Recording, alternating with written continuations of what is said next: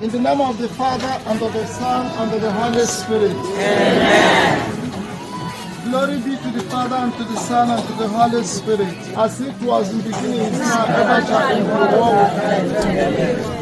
Dear brothers and sisters, we are here today courtesy of very Reverend Father Ted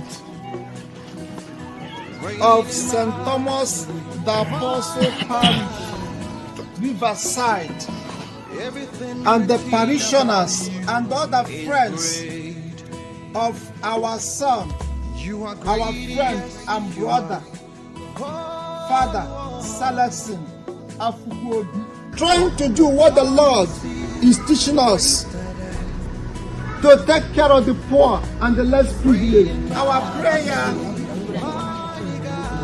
is that God will bless very Reverend Father Ted, all the parishioners of St. Thomas the Apostles Parish, Riverside, USA, and other friends of our brother, Father Celestine Afuguobi, who made this wonderful gift available to you people.